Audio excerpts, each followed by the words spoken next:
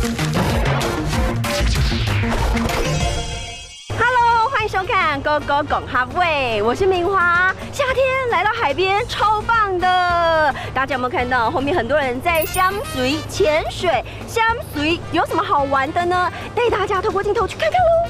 偏洞改海岸线冻降，而大海中又有哪些海容上物？想要亲眼看看海底世界，找教练学香水是个好方法，可以一边玩一边看海底风景。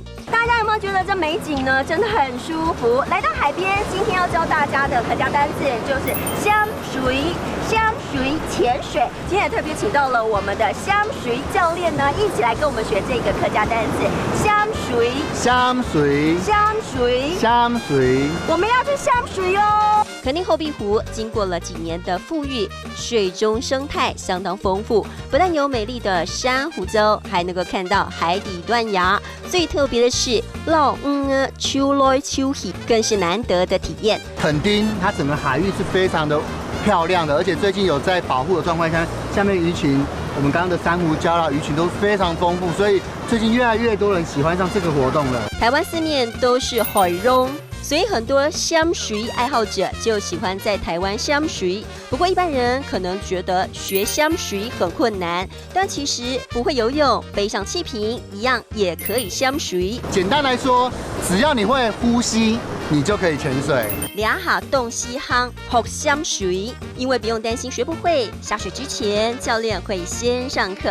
让大家了解气瓶呼吸的方法，也会告诉大家如何让面镜排水。知道基本概念之后再下水，就会发现香水乐趣无穷。Hello， 各位观众朋友们，你们也喜欢潜水吗？你有没有想过要来自己学潜水，来探索这海洋的奥秘呢？重点是要先让自己预备好有这能力，才能够去探索大海的奇幻喽。重点是今天学到新的词，一起来复习一遍吧。来看到第一个词就是潜水，香水，香水。